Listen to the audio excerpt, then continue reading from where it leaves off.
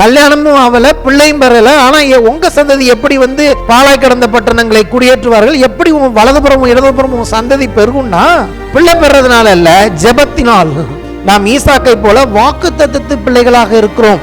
அதாவது என்ன சொல்ல வர்றாரு, ஈசாக்கு எப்படி வாக்குத்தத்தத்தினால் பிறந்தானோ அப்படி வாக்குத்தத்தமான சந்ததியை உங்களுக்கு கொடுப்பேன் என்று கர்த்தர் சொல்லியிருக்கிறார். எப்படின்னு கேட்டீங்கன்னா, இது வெறும் ஆபிரகாம் ஈசாக்கை பெற்றான், தாவீது சாலமோன் பெற்றான் என்பதனால் உண்டாகிற ஆசீர்வாதங்கள் அல்ல.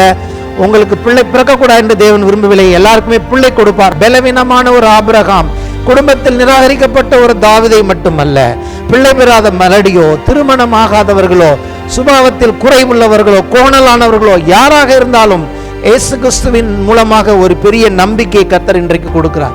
நீங்களும் பெருகுவீர்கள், நீங்களும் நன்றாயிருப்பீர்கள். ஆனால் உங்களுடைய சந்ததி யார் என்பதை கொஞ்சம் புரிந்து கொள்ளுங்கள். கிறிஸ்துவே என்னுடைய சந்ததி என்று நீங்கள் சொல்வீர்கள் என்றால், வரப்போகிற ராஜாவுக்காக நான் வாழ்வேன் என்று உங்கள் வாழ்க்கையின் மையத்தை நீங்கள் பிள்ளைகளால் கைவிடப்பட்டு முதியோர் இல்லத்தில் இன்றைக்கு இருக்கலாம்.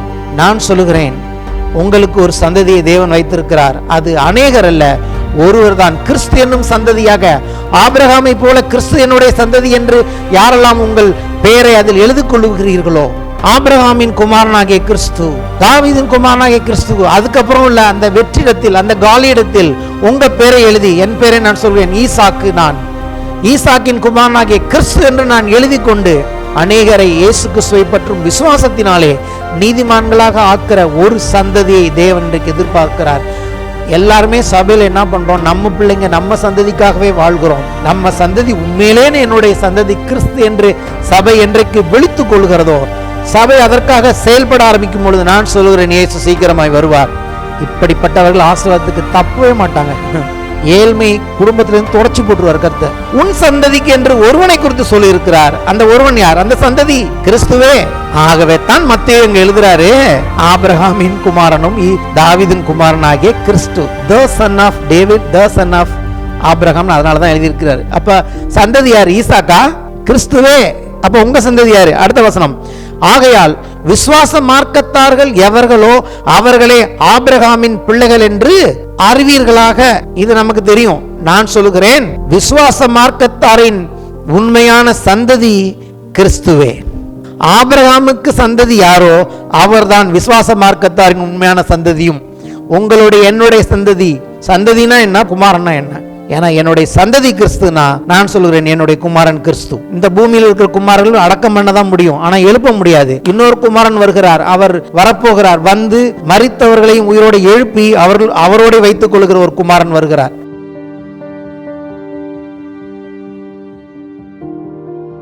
ஹல்லேலூயா, ஷலோம் ஷலோம்.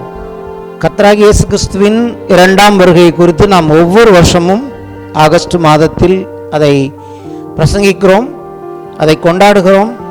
ஆண்டவராகிய இயேசு கிறிஸ்துவின் இரண்டாம் வருகை குறித்து இந்த வருடத்தில் தேவன் என்னோடு பகிர்ந்து கொண்ட காரியங்களை உங்களோடு பகிர்ந்து கொள்ள விரும்புகிறேன். மத்தேயு 1ஆம் அதிகாரம் 1ஆம் வசனம். பெண் வச்சிருக்கிறவங்க நான் சொல்லுகிற வார்த்தையில் கீழே அண்டர்லைன் பண்ணிக்கங்க, கோடு போடுங்க. ஆபிரகாமின் குமாரனாகிய தாவீதின் குமாரனான இயேசு கிறிஸ்துவினுடைய வம்ச வரலாறு. எங்க கோடு போடணும்னு கேட்டீங்கன்னா, குமாரனாகிய அதுக்கு கீழே ஒரு கோடு, திருப்பி குமாரனான அதுக்கு கீழே ஒரு கோடு, இயேசுல கோடு போட வேணாம், கிறிஸ்துவனுடைய வம்ச வரலாறு. 3 இடத்துலையும் டேஷ் போட்டு வச்சிங்க. அதுதான் முக்கியமான காரியங்கள்.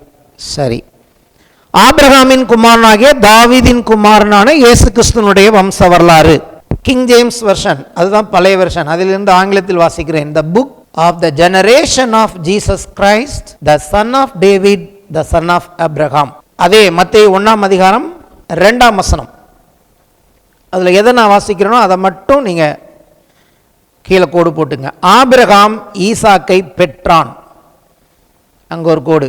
அடுத்தது 6ஆம் வசனம், அதில் கடைசியில் தாவீது ராஜா, அது யாருடைய மனைவின்னு போட்டிருக்கோம், அதெல்லாம் தேவையில்லை. தாவீது ராஜா சாலமோனை பெற்றான், அதுக்கு கீழே கோடு போட்டுங்க. இப்போ நான் மறுபடியும் கோர்வையாக வாசிக்க விரும்புகிறேன். 1ஆம் வசனம், ஆபிரகாமின் குமாரனாகிய தாவீதின் குமாரனான இயேசு கிறிஸ்துவினுடைய வம்ச வரலாறு. ஆபிரகாம் ஈசாக்கை பெற்றான், தாவீது ராஜா சாலமோனை பெற்றான். ஆபிரகாம் begot Isaac David the king begot Solomon. முதல் அதிகாரத்தின் முதல் வசனம், புதிய ஏற்பாடு அப்படின்னு நம்ம திறந்தோன்னே இந்த முதல் அதிகாரத்தின் முதல் வசனத்திலேயே தேவன் ஒரு கிறிஸ்தவ ஜீவியத்திற்கு அல்லது தேவனுடைய பிள்ளைகளான வாழ்க்கையின் ரகசியத்தை இந்த ஒரு வசனத்தில் வைத்திருக்கிறார் என்று நான் விசுவாசிக்கிறேன். ஆகவே தான் இந்த ஒரு வசனத்திலிருந்து இதை அடிப்படையாக வைத்து இந்த மாதம் முழுவதும் நான் பிரசங்கிக்க போகிறேன். எப்போதுமே தேவனுடைய வார்த்தை மேலோட்டமாக பார்க்கும்போது அங்கே ஒன்றும் தெரிவதில்லை. ஆனால் அந்த ரகசியத்தை ஆவியானவர் தன்னுடைய பிள்ளைகளுக்கு, தன்னுடைய ஊழியக்காரனுக்கு வெளிப்பாடு கொடுக்கும்போது அதில் என்ன நமக்கு நன்மை இருக்கிறது என்பதை புரிந்து கொள்ள முடியும். என்னை பொறுத்த வரைக்கும் ஒரு தேவனுடைய பிள்ளை வெற்றிகரமாய் வாழ்வதற்கும் ஆசீர்வாதமாக வாழ்வதற்குமான ஒரு தேவனுடைய சித்தத்தையும் தேவனுடைய ஆசீர்வாதத்தையும் குறித்த எல்லா காரியங்களையும் ஆண்டவர் இந்த முதல் அதிகாரத்தின் முதல் வசனத்திலே வைத்திருக்கிறார். நம்ம தமிழில் வாசிக்கும் போது ஆபிரகாமின் குமாரனாகிய தாவீதின் குமாரனான இயேசுன்னு வருது. நீங்கள் ஓரளவு எல்லாருமே படித்தவங்க தான், ரொம்ப படிக்காதவங்க ஒன்றும் தெரியாதவங்க இல்லை, ஒரு சிலர் இருக்கலாம். ஓகே, அவங்களுக்கு புரிஞ்சுக்கணும், நான் சொல்கிறதுலே புரியும். இங்கிலீஷில் எப்படி வருதுன்னு கேட்டிங்கன்னா, the book of the generation of Jesus Christ, the son of David, the son of Abraham. அதான் என்னுடைய பாயிண்ட். உங்களுக்கு இப்போ புரிஞ்சிருக்கும். தங்கிற ஆர்டிக்கல், தி அப்படிங்கிற ஆர்டிக்கல் போட்டால் அது ஒன்று தான் இருக்க முடியும். ஓகேவா? இப்போ இயேசுவை பற்றி வேதம் த சன் ஆஃப் காட் அப்படின்னு சொல்லுது. அப்படின்னா என்ன அர்த்தம்? தேவனுடைய குமாரனா அவர் ஒருத்தர் தான். த சன் ஆஃப் மேன், மனுஷனுடைய குமாரன். தங்கிற ஆர்டிக்கல் இங்கிலீஷில் வந்து தி அப்படின்னு வந்ததுன்னா அது ஒன்று மட்டும்தான் இருக்க முடியும். இப்போ என்னுடைய முழு இந்த பிரசங்கத்தின் கருப்பொருளைங்க இந்த the son of David, the son of ஆபிரகாம்ங்கிற அந்த வார்த்தையிலே நான் புரிந்து கொள்கிறேன். அப்போ என்ன சொல்ல வருகிறது இந்த இடத்துல வேதம்? இயேசு தேவனுடைய குமாரன், இயேசு மனுஷகுமாரன் என்று மட்டும் வேதம் சொல்லவில்லை. புதிய ஏற்பாடு இயேசு கிறிஸ்து உயிர்த்தெழுந்த பிறகு ஆவியானவர் மத்தியை கொண்டு எழுதின முதல் வசனத்தில் ஒரு ரகசியத்தை பொதிக்கிறார். அது என்னன்னு கேட்டிங்கன்னா, ஆபிரகாமின், இது எப்படி இருக்குன்னா, ஆபிரகாமின் ஒரே குமாரன் அப்படிங்கிற மாதிரி. ஆபிரகாமின் குமாரன்னா அது யார் தானா? இயேசு. தாவீதின் குமாரன்னா யார் தான்? இயேசு. நீங்கள் நல்லா கவனிச்சு பாருங்க. இயேசு வாழ்ந்த நாட்களில் தாவீதின் குமாரனே அப்படின்னு அவரை கூப்பிட்டாங்க இல்லையா? ஒரு குருடன் கூப்பிடுகிறான், ஒரு சிலர்கள் என்ன பண்ணுறாங்க, தாவீதின் குமாரனே எங்களுக்கு இறங்கும் அப்படிங்கும்போது இயேசு தன்னையே சொல்லுகிறார், நான் தேவனுடைய குமாரன் சொல்லியிருக்கிறாரு, நானும் பிதாவும் ஒன்றாக இருக்கிறோம்னு சொல்லியிருக்கிறாரு. ஒரு முறை கூட அந்த குருடனை பார்த்து, நான் தேவனுடைய குமாரனாக இருக்க நீ ஏன் என்னை தாவீதின் குமாரன் என்று கூப்பிடுற அப்படின்னு அவர் கேட்கவே இல்லை. ஹல்லேலூயா. அப்போ என்ன அர்த்தம்? அவருக்கு தெரியும் தாவீதின் குமாரன் என்றால் என்ன என்பதை இயேசு அறிந்திருந்தார். இங்கே வந்து ஆபிரகாமின் குமாரன், தாவீதின் குமாரன் அப்படிங்கிறத பார்த்து நீங்கள் ஆச்சரியப்படக்கூடாது. எழுதப்பட்ட வேத வசனம் அங்கே 2 நபர்களை குறிக்கிறது. நான் சொல்லுகிறேன், அந்த வசனம் காணப்படாத ரீதியில் பரலோகத்தில் இன்னும் அந்த வசனம் இன்னும் முடியவில்லை. அது நேராக ஒரு டேஷ் போட்டு வச்சிருக்கு. அங்கே எத்தனை பேருடைய பெயர்கள் அங்கே பதிக்கப்பட வேண்டும் என்பதை தேவன் அறிந்திருக்கிறார். ஆமென். இந்த ஸ்லாக்கியம் தான் உங்களுக்கும் எனக்கும் தேவன் கொடுத்த எல்லாவற்றிலும் மேலான ஸ்தானம் என்பதை நீங்கள் புரிந்து கொண்டால் போதும். அதே வேதம் தான் சொல்லுகிறது, கீழே சொல்லுகிறது, ஆபிரகாம் ஈசாக்கை பெற்றான், தாவீது சாலமோனை பெற்றான்னு சொல்லுது. அப்போ நான் என்ன சொல்ல வருகிறேன், வேதம் 2 நபர்களை முக்கியத்துவப்படுத்துகிறது. ஒருத்தர் ஆபிரகாம், இன்னொன்று தாவீது. இவர்கள் பெற்ற குமாரர்கள் யார் என்றும் வேதம் சொல்லுகிறது, இவர்கள் பெறாத குமாரன் யார் என்றும் வேதம் சொல்லுகிறது. ஆமென். சொல்லுவோமா? பெற்ற குமாரன், பெறாத குமாரன். ஆரம்பிக்கிறது பெறாத குமாரனை வச்சு, ஆனால் அதோட நிறுத்தல. வேதம் கீழே சொல்லுகிறது, ஆபிரகாம் ஈசாக்கை பெற்றான், தாவீது சாலமோனை பெற்றான். எதனால் அப்படி சொல்றாரு, நம்ம என்ன பண்ணணும், இந்த காலவெளியை நாம் பார்க்க போகிறோம். சரி, இந்த 2 பேரும் தான் இந்த வேதத்தின் ரகசியத்தை தங்களுக்குள்ளே வைத்திருக்கிற நபர்கள். ஓகேவா? இந்த 2 நபர்களை பற்றி பார்க்கும்பொழுது, இந்த 2 பர்சனாலிட்டி பார்க்கும்போது அவங்களுடைய வாழ்க்கையை நீங்கள் கொஞ்சம் பார்த்தீங்கன்னா, 2 பேரையும் தேவன் தான் அழைத்தார். ஆபிரகாமை தேவன் அழைத்தார். ஆமென். தாவீதை தேவன் தெரிந்து கொண்டு அழைத்தார் என்று சொல்லி பார்க்கிறோம். ஆபிரகாமை அழைக்கும் பொழுது ஆபிரகாம் பிள்ளை இல்லாத ஒரு மலடனாக சந்ததியற்றவராக தேவன் அவரை அழைத்தார். தாவீதை அழைக்கும் போது பார்த்தீங்கன்னா, தாவீது ஒரு கடைசி பிள்ளையாக இருக்கிறான், 8வது பிள்ளை. அவன் குடும்பத்தில் முக்கியத்துவமற்றவன். கர்த்தர் சாமுவேலிடத்தில் சொல்லி, நீ போய் ஈசாயின் வீட்டில் போய் அங்கே உள்ள ஒரு குமாரனை போய் நீ அபிஷேகம் பண்ணு, நான் ஒருவனை தெரிந்து கொண்டேன் இஸ்ரவேலுக்கு ராஜான்னு சொல்கிறாரு. சாமுவேல் போகிறார். போய் ஈசாயின் இடத்துல உன் பிள்ளைகளெல்லாம் வர சொல்லுன்னா, அங்கே 7 பிள்ளைகளையும், நல்ல திடகாத்திரமான 7 பிள்ளைகளையும் அவன் சாமுவேலுக்கு முன்னாடி கொண்டாந்து காண்பிக்கிறான். அப்போது சாமுவேல் கேட்குறாரு, இவ்வளோதான் பிள்ளைங்களாப்பா உனக்கு? நான் இல்லை, ஒருத்தன் இருக்கிறான். அப்படின்னா என்ன அர்த்தம்? அவனையும் சேர்த்துருக்கணுமா இல்லையா? இல்லை, ஒருத்தன் கடைசி பையன் இருக்கான், அவன் ஆடுகளை மேய்த்து கொண்டு இருக்கிறான். அப்போ என்ன அர்த்தம்? அவனை ஒரு பிள்ளையாவோ அவன் ஒரு முக்கியமானவனாகவோ அந்த குடும்பத்தில் கன்சிடர் பண்ணவே இல்லை. ஆனால் கர்த்தர் அவனை தெரிந்து கொண்டார். இந்த ஆபிரகாம் பலவீனம் உள்ளவராக, சந்ததியற்றவராக இருந்த ஒருவரை தெரிந்து கொண்டார். இன்னொருவன் குடும்பத்திலே முக்கியத்துவம் இல்லாதவனாக கருதப்பட்ட கடைசியான ஒருவனையும் தெரிந்து கொண்டார். முக்கியமில்லாத 2 நபர்களை தெரிந்து கொண்டு வேதம் சொல்லுகிறது, ஆபிரகாமின் குமாரனும் தாவீதின் குமாரனுமாகி இயேசு என்று வேதம் சொல்லுகிறது.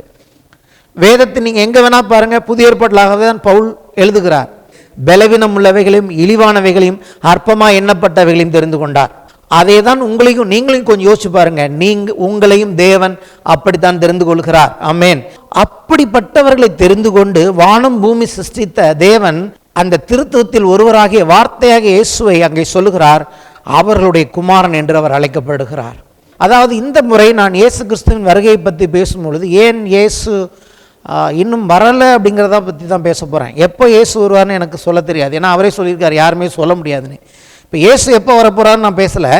இயேசு வர்றதுக்கு ஏன் லேட் ஆகுது, அது எதனால் லேட்டு, அது யாரெல்லாம் இன்னும் புரிஞ்சிக்கல அப்படிங்கிறத பற்றி தான் இன்றைக்கி நம்ம பார்க்க போகிறோம். சரியா? அவர்கள் பெறவில்லை. அவர்கள் பெற்ற குமாரன் ஈசாக்கு, அவர்கள் பெற்ற குமாரன் சாலமோன். ஆனால் பெறாவிட்டாலும் இந்த 2 நபர்களையும் தேவன் தன்னுடைய குமாரனுக்கு தகப்பனாக சித்தரிக்கிறார். ஆமென். இப்பொழுதே சொல்லி வைக்கிறேன், இதே தேவன் தான் உங்களையும் என்னையும் தன் குமாரனுக்கு தகப்பனாக சித்தரிக்க விரும்புகிறார். அதை நீங்கள் புரிந்து கொள்ள வேண்டும் என்பதுதான் என்னுடைய பிரசங்கமாக இருக்கிறது. நீங்கள் பிள்ளைங்களை பெற்று இருக்கலாம், ஒரு சிலருக்கு பிள்ளைங்க பெறாமல் நீங்கள் இருக்கலாம். எல்லாருக்குமே ஒரு அற்புதமான செய்தியை கர்த்தர் இங்கே வைத்திருக்கிறார். ஹல்லேலூயா. இந்த 2 நபர்களுமே கர்த்தரிடத்திலிருந்து ஒரு வெளிப்பாட்டை பெற்றுக்கொண்டார்கள். தங்களுடைய சந்ததி யார், தாங்கள் எந்த சந்ததிக்காக நாம் இந்த பூமியில் கர்த்தருக்கு வாழ்கிறோம் என்கிற வெளிப்பாட்டை கர்த்தரிடத்திலிருந்து இவர்கள் பெற்றுக்கொண்டார்கள். அதை தான் நம்ம எல்லா வாரத்திலையும் நான் காண்பிக்க போகிறேன், எப்படி இவங்க 2 பேரும் வாழ்க்கையில் கர்த்தர் இடைப்பட்டார் என்று சொல்லி. அடுத்தபடியாக இவங்க 2 பேருக்கும் உள்ள ஒத்துமை என்னன்னு பார்த்தீங்கன்னா, இவங்க 2 பேருமே ஆசீர்வதிக்கப்பட்டவர்கள். இதையாவது அட்லீஸ்ட் உங்கள் மைண்டில் வச்சுக்கோங்க. இந்த 2 பேரும் கர்த்தரால் எல்லா விதத்திலும் ஆசீர்வதிக்கப்பட்டிருந்தாங்க. தாவீது பார்த்தீங்கன்னா ஆசீர்வாதத்தின் பிரமாதத்தில் வாழ்ந்தவன். ஆபிரகாம் ஆசீர்வதிக்கப்பட்டவர், பொன்னும் வெள்ளியும் உடைய சீமானாக இருந்தான்னு பார்க்குறோம். 2 பேருக்குமே ஏழ்மை கிடையாது. யாருக்கு? ஆபிரகாமுக்கும் ஏழ்மை கிடையாது, தாவீதுக்கும் ஏழ்மை கிடையாது. அப்போது இந்த குமாரனை பற்றிய உண்மையான வெளிப்பாடு பெறுகிறவர்களுக்கு நான் சொல்லுகிறேன், ஐஸ்வர்யம் நிச்சயமாக இருக்கும். அவர்கள் ஒரு நாளும் தரித்திரமுள்ளவர்களாய் வாழவே முடியாது. சபையிலே தரித்திரத்தை போக்க வேண்டும் என்று சொன்னால் இந்த சத்தியம் மிக முக்கியமானது என்பதை நான் விசுவாசிக்கிறேன். ஆகவே தான் தரித்திரருக்கு சுவிசேஷம் சொல்லுங்கன்னு இயேசு சொன்னார். ஆமென். இன்னொரு இடத்துல வேதத்தில் புதிய ஏற்பாடுலாம் அப்போஸ்தலர் நடவடிக்கைகள் பாருங்கள், எதை முக்கியத்துவம் படுத்துகிறாங்க தெரியுமா? தரித்திரரை நினைத்து கொள்ளுங்கள் அப்படின்றது. அப்புறம் என்ன அர்த்தம்? தரித்திரரை நினைத்து கொள்ளுங்கன்னா அவங்கள கொஞ்சம் ஞாபகம் வச்சுக்கிட்டு அவங்களுக்கு ஹெல்ப் பண்ணிக்கிட்டு இருங்க அர்த்தம் இல்லை. தரித்திரர்களை தரித்திரத்திலிருந்து விடுதலையாக்கும்படி எச்சரிக்கையாயிருங்கள்னு அர்த்தம். உதவி செய்வது வேறு, அவர்களை ஐஸ்வர்யவான்களாய் மாற்றவே இயேசு வந்தார். ஆமென். எல்லாரையும் தேவன் தன் பிள்ளைகளை கிட்டத்தட்ட தன்னுடைய ராஜ்யத்தில் எப்படி இருக்கிறார்களோ அப்படி வாழும்படியாக அவர் அழைத்திருக்கிறார். அடுத்தபடியாக என்னன்னு பார்த்தீங்கன்னா, இவங்க 2 பேரும் உண்மையுள்ளவர்கள். இவங்க 2 பேருமே கர்த்தருக்கு பிரியமானவர்கள். ஆமென். அது மட்டும் இல்லை, 2 பேருமே தோல்வியே அடைஞ்சது கிடையாது. ஆபிரகாமுக்கு எப்பொழுதும் வெற்றி தான். அவர் கொஞ்சம் 300 சொச்ச பேரை கூட்டிட்டு யாருக்கு விரோதமாக போகிறாரு? 5 ராஜாக்களுக்கு விரோதமாய் யுத்தம் செய்யும்படி தன் வீட்டில் இருந்த வேலைக்காரர்களை கூட்டிக் கொண்டு போய் 5 ராஜாக்களையும் முறியடித்து வந்தார் என்று சொல்லி பார்க்கிறோம். ஆமென். தாவீதின் வாழ்க்கையில் பார்த்தீங்கன்னா தாவீது பண்ணின யுத்தத்தில் ஒன்றில் கூட அவன் தோற்று போனதே கிடையாது. மற்ற ராஜாக்கெல்லாம் வெற்றியும் தோல்வியும் கலந்து வரும். தாவீதினுடைய எல்லா யுத்தத்திலும் தேவன் வெற்றி கொடுத்தார். ஆமென். அப்போ இவங்க ரெண்டு பேருமே வெற்றி பெறுகிறவர்களாக இருந்தார்கள். அடுத்த விஷயம் என்னன்னு கேட்டிங்கன்னா, இவங்க ரெண்டு பேருமே தீர்க்கதரிசிகள். தீர்க்கதரிசிகள்னா உங்களுக்கு ஓரளவு தாவீது தீர்க்க தரிசனம் உரைச்சது மாதிரி தெரியும். ஆபிரகாம் தீர்க்க தரிசனம் உரைச்சாரான்னு நீங்கள் கேட்கலாம். நான் காண்பிக்கிறேன் ஏன் கர்த்தர் அவரையும் தீர்க்கதரிசி என்று சொல்லியிருக்கிறார் என்று சொல்லி நான் காண்பிக்கிறேன் அப்புறமா. அதாவது ஒரு கிறிஸ்தவ பிள்ளை, ஒரு கிறிஸ்தவங்கன்னா தாவீது தீர்க்கதரிசின்னு அவங்களுக்கு கட்டாயம் தெரிஞ்சிருக்கணும். தெரியலாம் அவங்க கிறிஸ்தவங்களே கிடையாது. ஏன் சொல்லுங்கள்? சங்கீதம், நிறைய சங்கீதத்தை எழுதினவன் தாவீது. அந்த சங்கீதம் எல்லாமே தீர்க்க தரிசனம் தான். அதை எடுத்து தாவீது என்ன எழுதினானோ அதை எடுத்து இயேசு பேசுகிறார். கல்வாரி சிலுவையில் இயேசு பேசின வார்த்தைகள்லாம் யார் எழுதினது? அந்த வார்த்தைகள் எல்லாம் தாவீதின் சங்கீதம். நான் தாகமாக இருக்கிறேன் அப்படின்லாம் சொல்கிறார் இல்லையா? எல்லாமே தாவீதின் தீர்க்க தரிசனத்தில் நிறைவேறுதலை தான் இயேசு பேசினார் என்று சொல்லி பார்க்கிறோம். அப்போது ரெண்டு பேருமே ரொம்ப முக்கியமானவர்களாக இருக்கிறார்கள். இந்த தாவீது தீர்க்க தரிசனம் சொன்னான், தீர்க்க தரிசனத்தை எழுதினான். ஆபிரகாமை பொறுத்த வரைக்கும் தீர்க்க தரிசனம் சொல்லலை, ஆனால் தீர்க்க தரிசனத்தை வாழ்ந்து காண்பித்தார். ஆமென். அதாவது தீர்க்க தரிசனம் சொல்கிறது வேற, அதே நான் என்ன பண்ண முடியும்? கர்த்தர் ஒரு தீர்க்க தரிசனமான வாழ்க்கையை நான் வாழ்ந்தும் காட்ட முடியும். ஆபிரகாம் தீர்க்க தரிசனமான வாழ்க்கையை கர்த்தருக்கு முன்பதாக வாழ்ந்து காண்பித்தார். தாவீதோ தீர்க்க தரிசனமே உரைத்தான் என்று சொல்லி பார்க்குறோம். இப்போ ரெண்டு பேருக்கும் உள்ள முக்கியத்துவம் சொல்லிட்டேன்னா, இப்போ பார்ப்போம் அவங்க என்ன தீர்க்க தரிசனம் சொன்னார்கள், அது எவ்வளோ முக்கியம், அதன் மூலமாக நமக்கு என்னத்தை அவங்க சொல்ல விரும்புகிறாங்க அப்படிங்கிறத நம்ம பார்ப்போம். 2 சாமுவேல் 23ஆம் அதிகாரம் 1 முதல் 7 வசனங்கள். தாவீதுடைய கடைசி வார்த்தைகள். கர்த்தருடைய பட்சத்தில் அவன் பேசின அதுதான் முடிவு, அதோடு அவன் மரித்து விடுகிறான். அப்போ கடைசி வார்த்தைகள் என்ன சொல்கிறான் பாருங்க. நான் சொன்னதெல்லாம் வரும். மேன்மையாய் உயர்த்தப்பட்டு, தன்னை பற்றி சொல்கிறான். எப்படி உயர்த்தப்பட்டானா? மேன்மையாய் உயர்த்தப்பட்டு. இதெல்லாம் படிக்கவே ஆசையாக இருக்குது. யாக்கோபுடைய தேவனால் அபிஷேகம் பெற்று இஸ்ரேலின் சங்கீதங்களை இன்பமாய் பாடின. அப்போ சங்கீதங்கள்லாம் பாடினது யாரு? அவன். ஈசாயின் குமாரனாகிய தாவீது என்னும் புருஷன் சொல்லுகிறது என்னவென்றால், தன்னை பற்றி தானே சொல்லுகிறது என்னவென்றால், கர்த்தருடைய ஆவியானவர் என்னை கொண்டு பேசினார், அவருடைய வசனம் என்னுடைய நாவில் இருந்தது. ஆமென். கர்த்தருடைய ஆவியானவர் என்னை கொண்டு தீர்க்க தரிசனம் சொன்னாருங்கிறத அவனே சொன்னான். அப்படி தெரிஞ்சிருக்கு, நான் சொன்ன அநேக காரியங்கள் தீர்க்க தரிசனம் என்பதை அவன் அறிந்திருந்தான்.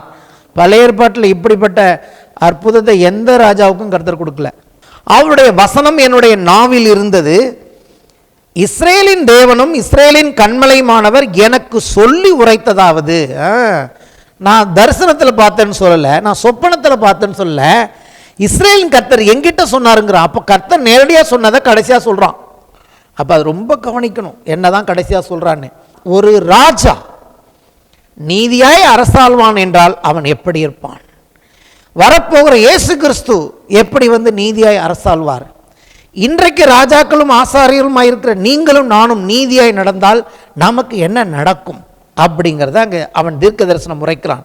அவன் சொல்லுகிறான், நீதிபரராய் மனுஷரை ஆண்டு தெய்வ பயமாய் துரைத்தனம் பண்ணுகிறவர் இருப்பார்.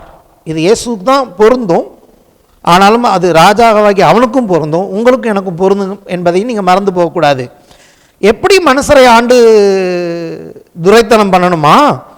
நீதிபரனாய். மனுஷனை ஆள்றது முக்கியம் இல்லை, இன்னைக்கு நிறைய பேர் ஆள்றாங்க. நீதியோடு ஆள வேண்டும், தெய்வ பயத்தோடு கூட அதிகாரம் பண்ணணும். துரைத்தனம் பண்ணுறது தப்பு இல்லை, தெய்வ பயத்தோடு துரைத்தனம் பண்ண வேண்டும். ஆமென். அவன் சொல்லுகிறான், நீதிபரராய் மனுஷனை ஆண்டு தெய்வ பயமாய் துரைத்தனம் பண்ணுகிறவர் இருப்பார்.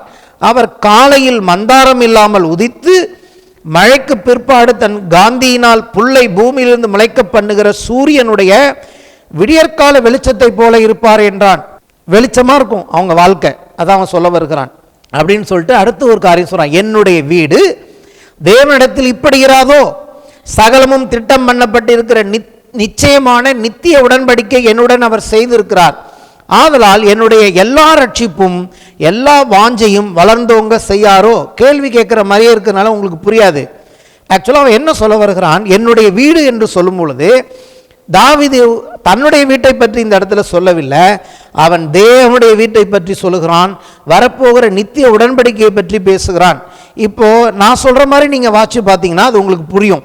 அந்த வசனத்தை பதிலாக வாசிங்கன்னா உங்களுக்கு புரியும். என்னுடைய வீடு தேவனிடத்தில் இப்படி இருக்கும், சகலமும் திட்டம் பண்ணப்பட்டிருக்கிற நிச்சயமான நித்திய உடன்படிக்கை என்னுடன் அவர் செய்திருக்கிறார்.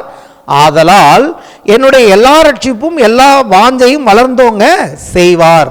கேள்வியா அவன் கேட்கிறான், நான் சொல்றேன் பதிலா சொல்றேன். அப்ப என்ன பண்ணுகிறார், இந்த ரட்சிப்பின் மூலமாக அல்லது வரப்போகிற இயேசுவின் ஆளுகையில் எப்படி இருக்கும்னு கேட்டீங்கன்னா, அது தேவனால் திட்டம் பண்ணப்பட்டு இருக்கிற நித்திய உடன்படிக்கையினாலே அது என்ன பண்ணும், நமக்கு எல்லா ரட்சிப்பையும் எல்லா வாஞ்சையும் வளர்ந்தோங்க செய்கிறதாக இருக்கும் என்று அவன் தீர்க்கதரிசனம் உரைக்கிறான்.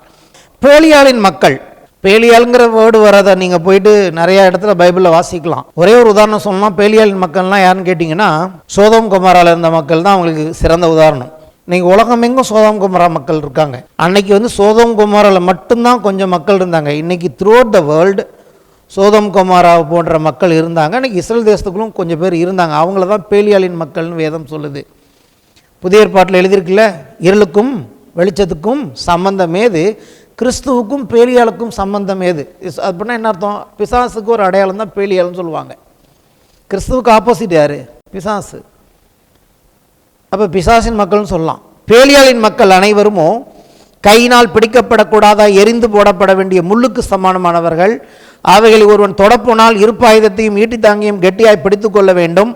அவைகள் இருக்கிற இடத்தில் தானே அக்னினால் முற்றும் சுட்டரிக்கப்படும் என்றான். அது ஒரு நாள் இயேசு கொடுக்க போகிற ஒரு முடிவுக்கு ஒரு தீர்க்க தரிசனம். பேலியாளின் மக்களுக்கு என்ன முடிவு, தன்னுடைய மக்களுக்கு எப்படி இருக்கும், அவர்கள் வீடு எப்படி திடப்பட்டிருக்கும் என்று சொல்லி அவனுடைய கடைசி வார்த்தைகளையே ஒரு தீர்க்க தரிசனமாய் அங்கே தாவீது சொல்லுகிறதை நம்மால் பார்க்க முடிகிறது. ஆமென். அப்போ யாரை பற்றி பேசுகிறான், நீதியாய் அரசாளுகிற ஒரு ராஜா எப்படி அவர் ஆளுகை செய்ய போகிறார், அவருடைய ஆசீர்வாதங்கள் எப்படியா இருக்கும், நீதிமான்களுக்கு உண்டாகும் ஆசீர்வாதம் என்ன என்பதை பற்றி அங்கே அவன் என்ன பண்ணுகிறான், தீர்க்க தரிசனம் உரைக்கிறான் என்று சொல்லி பார்க்கிறோம். சரி, இப்போ ஆபிரகாமின் வாழ்க்கை பார்க்க போகிறோம். நெக்ஸ்ட், ஆபிரகாம் எப்படி தீர்க்கதரிசியாக இருந்தார் என்று சொல்லி ஆதியாகமம் 20ஆம் அதிகாரம் 1 முதல் 7 வசனங்கள். ஆபிரகாம் அவிடம் விட்டு தென் தேசத்திற்கு பிரயாணம் பண்ணி காதேசுக்கும் சூருக்கும் நடுவாக குடியேறி கேராரிலே தங்கினான். அங்கே ஆபிரகாம் தன் மனைவியாக சாராளை தன் சகோதரி என்று சொன்னதினாலே கேராரின் ராஜாவாகிய அபிமலேக்கு ஆள் அனுப்பி சாராளை அழைப்பித்தான். தேவன் இரவிலே அபிமலேக்கு சொப்பனத்தில் தோன்றி, நீ அழைப்பித்த ஸ்திரீ நிமித்தம் நீ செத்தாய், அவள் ஒருவனுடைய மனைவியாய் இருக்கிறாளே என்றார். அபிமலேக்கு அவளை சேராதிருந்தான். ஆகையால் அவன், ஆண்டவரே, நீதியுள்ள ஜனங்களை அழிப்பீரோ, இவள் என் சகோதரி என்று அவன் என்னோட சொல்லவில்லையா, அவன் தன் சகோதரன் என்று இவளும் சொன்னாலே, உத்தம இருதயத்தோடும் சுத்தமான கைகளோடும் இதை செய்தேன் என்று சொன்னான். அப்பொழுது தேவன், உத்தம இருதயத்தோடு நீ இதை செய்தாய் என்று நான் அறிந்திருக்கிறேன், நீ எனக்கு விரோதமாக பாவம் செய்யாதபடிக்கு உன்னை தடுத்தேன், ஆகையால் நீ அவளை தொட நான் உனக்கு இடம் கொடுக்கவில்லை. இப்போ என்ன சொல்றார் பாருங்க கர்த்தர், அந்த மனுஷனுடைய மனைவியை அவனிடத்திற்கு அனுப்பிவிடு, அவன் ஒரு தீர்க்கதரிசி. ஆபிரகாம் பார்த்து கர்த்தர் என்ன சொல்றார், அந்த மனுஷன் ஒரு தீர்க்கதரிசி. நீங்கள் பைபிளில் போய் பாருங்க, எங்கேயாவது ஆபிரகாம் ஏதாவது தீர்க்க தரிசனம் சொன்னாரான்னு. அதனால தான் நான் யோசிச்சு பார்த்தேன். கர்த்தருடைய ஆவியானவர் எனக்கு கற்றுக் கொடுக்கும்போது 2 பேருமே தீர்க்கதரிசின்னு சொல்கிறாரு.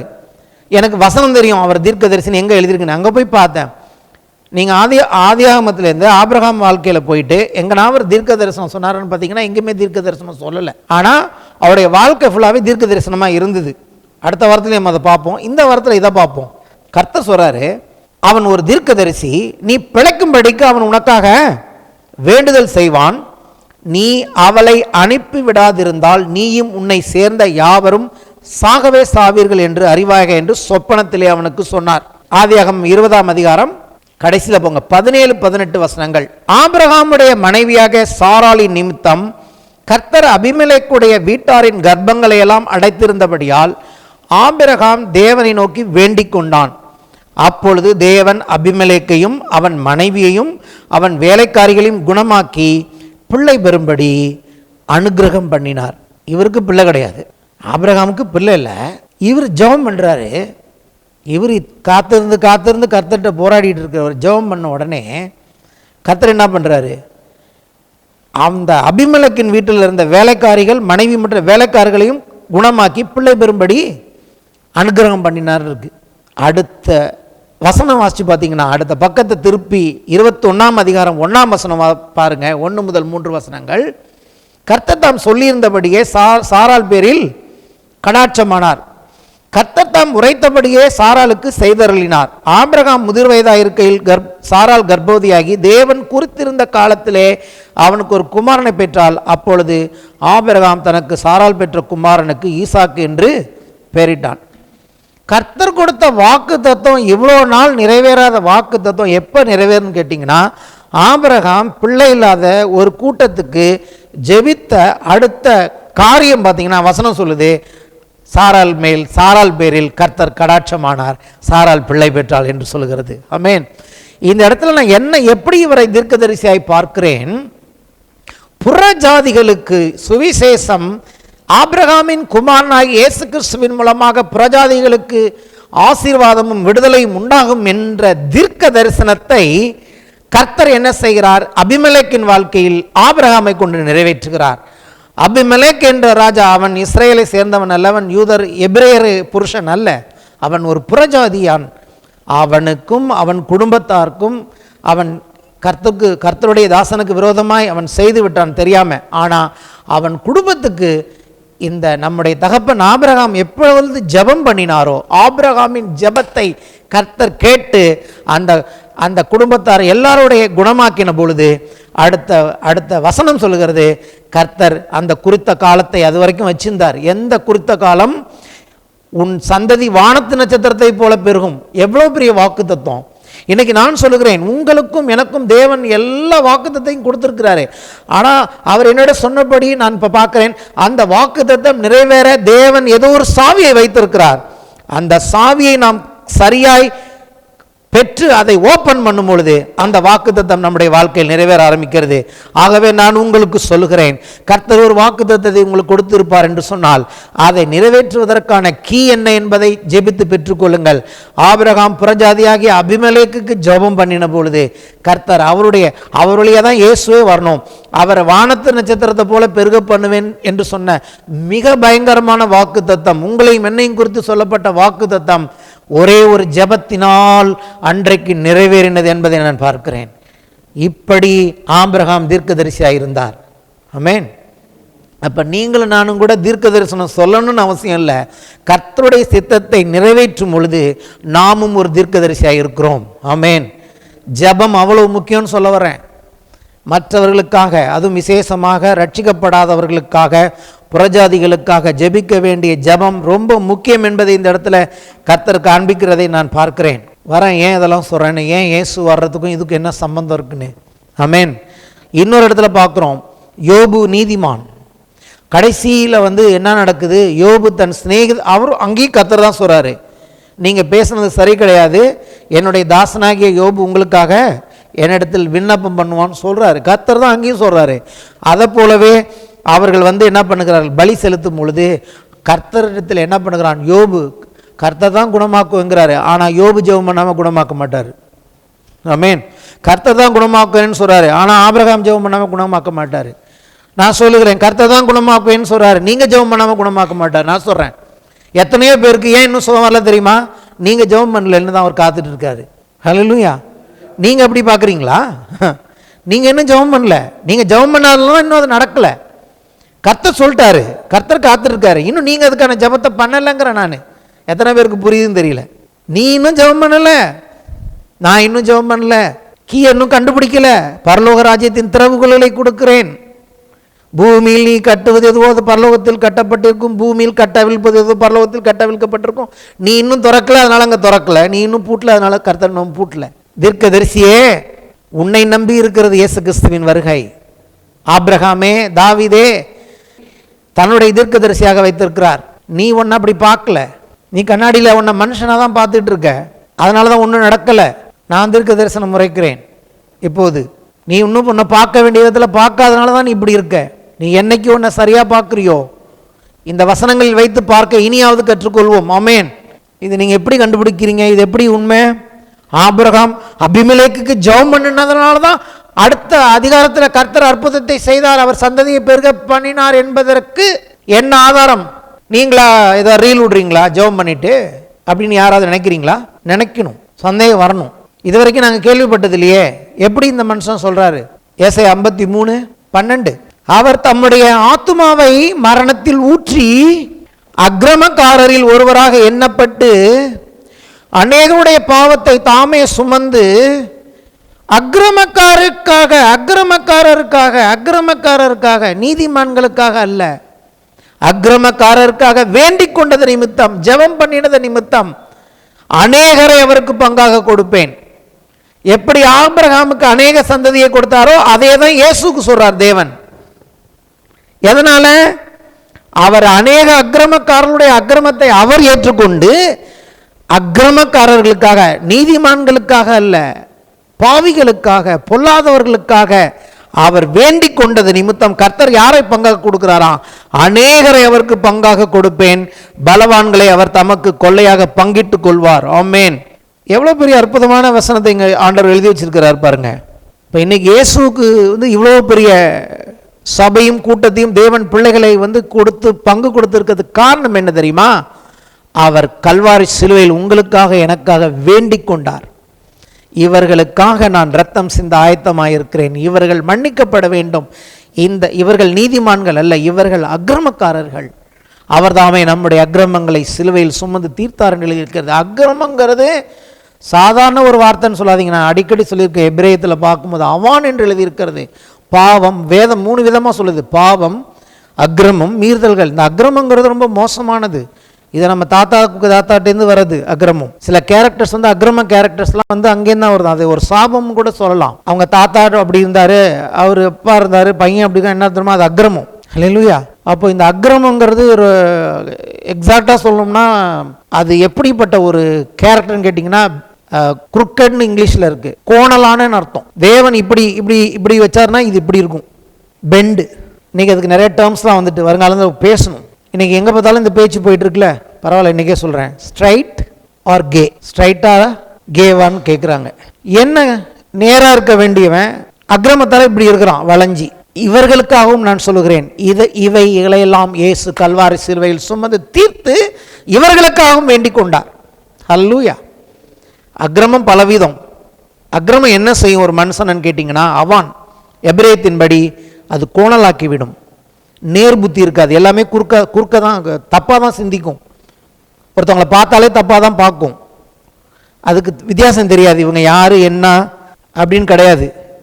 அதெல்லாம் டீப்பாக போனால் ரொம்ப மோசம். இன்னைக்கு காலகட்டத்தில் இன்செஸ்டரியல் ரிலேஷன்ஷிப்ஸ், தகாத முறைகள், தகாத உறவுகள் எங்கே பார்த்தாலும் இன்னைக்கு பெருகி காணப்படுறது. இதெல்லாம் எங்கேருந்து வந்ததுன்னு கேட்குறீங்க? மனுஷனுடைய அக்கிரமம்.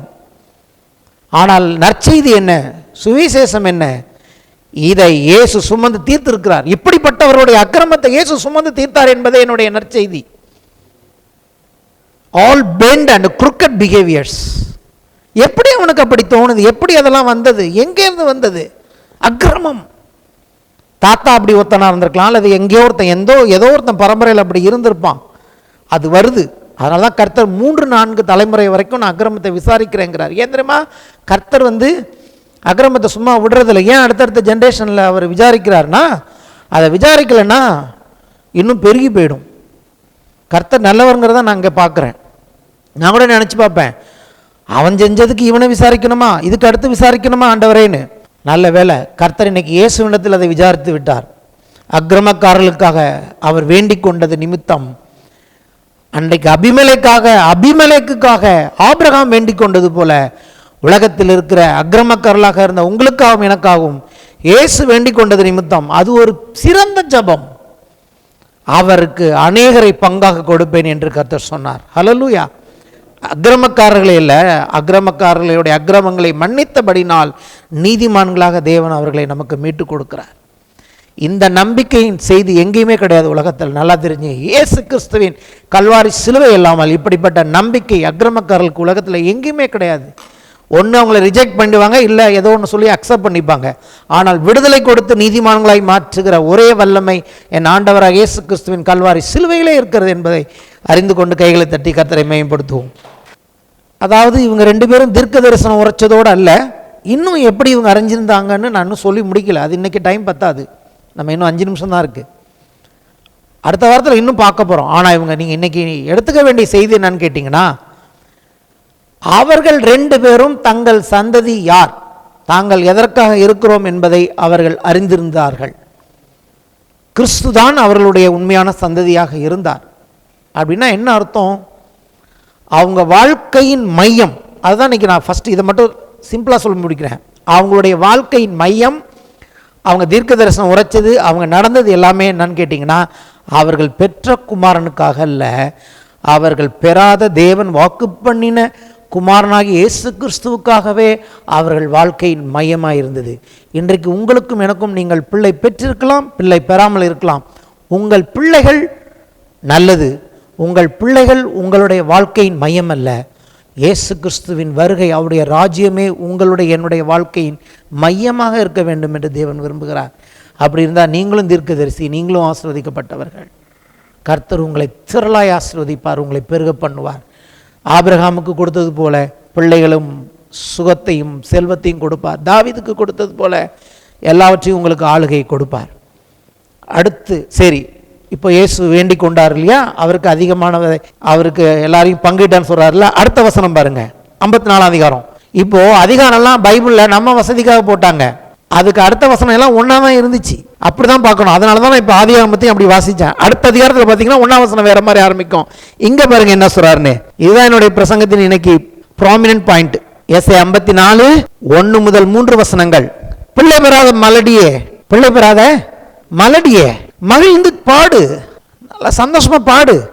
கர்ப்ப வேதனைப்படாதவளே கம்பீரமாய் பாடி ஆனந்த சத்தமிடு.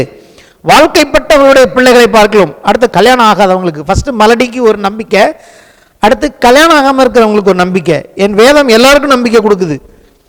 வாழ்க்கைப்பட்டவர்களுடைய பிள்ளைகளை பார்க்கலும் அனாதி ஸ்திரீனுடைய பிள்ளைகள் அதிகம் என்று கர்த்தர் சொல்கிறார். எப்படி உனக்கு பிள்ளைகள் அதிகம்? உன் கூடாரத்தின் இடத்தை விசாலமாக்கு, உன் வாசஸ்தலங்களின் திரைகள் விரிவாகட்டும், தடை செய்யாதே, உன் கயிறுகளை நீளமாக்கி உன் முளைகளை உறுதிப்படுத்து. நீ வலதுபுறத்திலும் இடதுபுறத்திலும் இடங்கொண்டு பெருகுவாய். அங்கே ஒரு பெருக்கம், ஆபிரகாமுக்கு ஒரு பெருக்கம், இயேசுவுக்கு ஒரு பெருக்கம். இங்கே பிள்ளை பெறாத மல்லடிக்கும் திருமணமாகாத பெண்ணுக்கும் ஒரு பெருக்கத்தை என் தேவன் கொடுக்கிறார். எப்படி? உன் சந்ததியார் ஜாதிகளை சொந்தரிக்கொண்டு பாழாய் கிடந்த பட்டணங்களை குடியேற்றுவார்கள், குடியேற்றுவிப்பார்கள். எப்படிப்பா?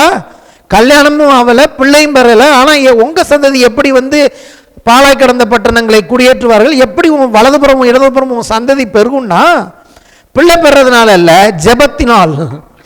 நீ துன்மார்க்கர்களுக்காக இயேசுவை போல ஆபிரகாமை போல நீ தேவனுடைய ராஜ்யத்துக்கு என்று ரட்சிக்கப்படாதவர்களுக்காக, துன்மார்க்கர்களுக்காக, இந்த உலகத்தில் நம்பிக்கையற்றவர்களுக்காக நீ ஜெபம் பண்ண ஆரம்பிக்கும் பொழுது கர்த்தர் சொல்றார், நீ உன் சந்ததி இடதுபுறமும் வலதுபுறமும் இடம் கொண்டு பெருகும் என்று கர்த்தர் வாக்கு பெறுகிறார். ஆமென். ஒரு நிமிஷம். கலாத்தியர் 4ஆம் அதிகாரம் 27ஆம் வசனத்தில் இதே வசனத்தை எடுத்து பவுல் பேசுகிறார். அப்போ நீங்கள் புரிஞ்சுக்கலாம் எதன் நிமித்தம் அப்படி சொல்லுகிறார் என்று சொல்லி. 26லேருந்தே வாசிக்கிறேன். மேலான எருசலேமோ சுயாதீனம் உள்ளவள், அவளே நம்ம எல்லாருக்கும் தாயானவள். அந்தபடி பிள்ளை பெறாத மலடியே மகிழ்ந்திரு, கர்ப்ப வேதனைப்படாதவளை களிப்பாய் எழும்பி ஆர்ப்பரி. புருஷன் உள்ளவை பார்க்கலும் அநாத ஸ்திரிக்கு அதிக பிள்ளைகள் என்று எழுதியிருக்கிறதே. சகோதரரே, நாம் ஈசாக்கை போல வாக்குத்தத்தத்து பிள்ளைகளாக இருக்கிறோம். அதாவது என்ன சொல்ல வர்றாரு? ஈசாக்கு எப்படி வாக்குத்தத்தத்தினால் பிறந்தானோ அப்படி வாக்குத்தத்தமான சந்ததியை உங்களுக்கு கொடுப்பேன் என்று கர்த்தர் சொல்லியிருக்கிறார். எப்படின்னு கேட்டீங்கன்னா, இது வெறும் ஆபிரகாம் ஈசாக்கை பெற்றான், தாவீது சாலமோன் பெற்றான் என்பதனால் உண்டாகிற ஆசீர்வாதங்கள் அல்ல. உங்களுக்கு பிள்ளை பிறக்கக்கூடாது என்று தேவன் விரும்பவில்லை, எல்லாருக்குமே பிள்ளை கொடுப்பார். அதை விட முக்கியம் எதுன்னு கேட்டீங்கன்னா, ஒருவேளை நீங்கள் பிள்ளை பெற முடியாத மலடிகளாக இருந்தாலும் சரி, இந்த செய்தியை கேட்கிற நீங்கள் திருமணமே ஆகவில்லை என்று வருத்தப்படுகிறவர்களாக இருந்தாலும் சரி, இந்த செய்தி எல்லாருக்கும் போகிறபடினால அதை நான் சொல்லுகிறேன். கர்த்தருடைய நம்பிக்கை உங்களுக்கு இருக்கிறது. கர்த்தர் சொல்லுகிறார், நீங்கள் மகிழ்ந்து களி கூறுங்கள். நீங்கள் தேவனாகிய கர்த்தருடைய அவருடைய குமாரன் இயேசு கிறிஸ்துவின் ராஜ்யத்திற்காக ஜெபிக்கிறவர்களாக இருந்தால் கர்த்தர் சொல்லுகிறார், உங்கள் சந்ததியை அவர் இடங்கொள்ளாமல் போக மட்டும் பெருக பண்ண என் தேவன் வல்லமையுள்ளவராக இருக்கிறார். இந்த வேதம் ஒன்றே பிள்ளை பெறாதவர்களோ திருமணமாகாதவர்களோ சுபாவத்தில் குறைவுள்ளவர்களோ எப்படிப்பட்டவர்களாக இருந்தாலும் அவர்களுக்குத்தான் வேதம் முக்கியத்துவத்தை கொடுத்து அவர்களை தேவன் பெருக பண்ணுகிறவராக இருக்கிறார். பலவீனமான ஒரு ஆபிரகாம், குடும்பத்தில் நிராகரிக்கப்பட்ட ஒரு தாவீதை மட்டுமல்ல, பிள்ளை பெறாத மலடியோ திருமணமாகாதவர்களோ சுபாவத்தில் குறைவுள்ளவர்களோ கோணலானவர்களோ யாராக இருந்தாலும் இயேசு கிறிஸ்துவின் மூலமாக ஒரு பெரிய நம்பிக்கை கர்த்தர் இன்றைக்கு கொடுக்கிறார். நீங்களும் பெருகுவீர்கள், நீங்களும் நன்றாயிருப்பீர்கள். ஆனால் உங்களுடைய சந்ததி யார் என்பதை கொஞ்சம் புரிந்து கொள்ளுங்கள். கிறிஸ்துவே என்னுடைய சந்ததி என்று நீங்கள் நினைப்பீர்கள் என்று சொல்வீர்கள் என்றால், வரப்போகிற ராஜாவுக்காக நான் வாழ்வேன் என்று உங்கள் வாழ்க்கையின் மையத்தை எல்லாவற்றையும் எடுத்துவிட்டு, ஒரு சிலருக்கு பிள்ளைகள் இருந்தும் பிரயோஜனம் இல்லாமல் இருக்கலாம்.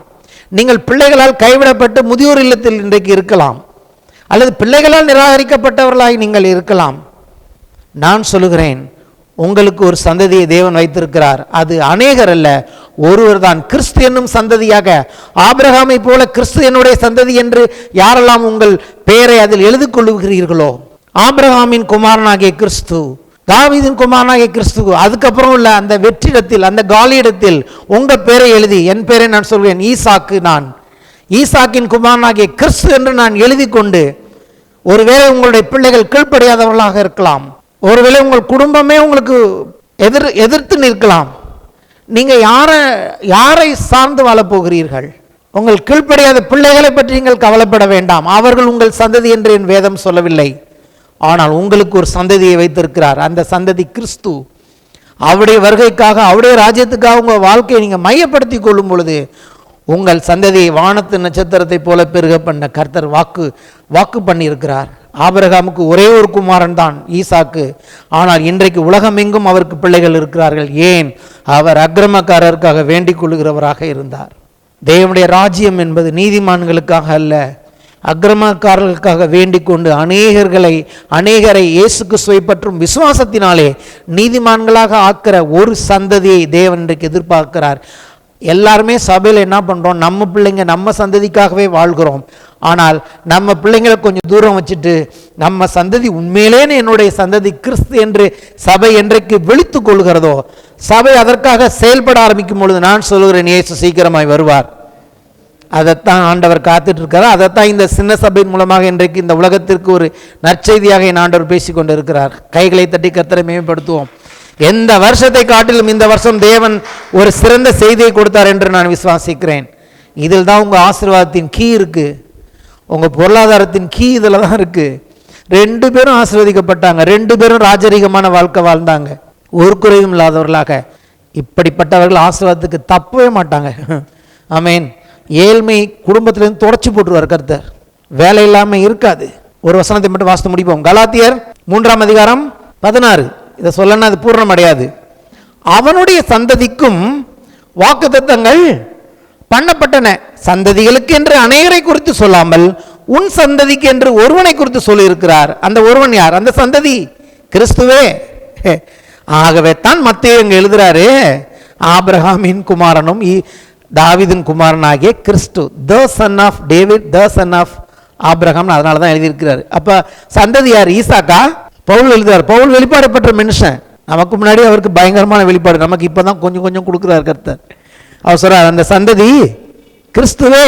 அப்ப உங்க சந்ததி யாரு? அடுத்த வசனம் கலாத்தியர் 3ஆம் அதிகாரம் 7ஆம் வசனம். கலாத்தியர் 3:7.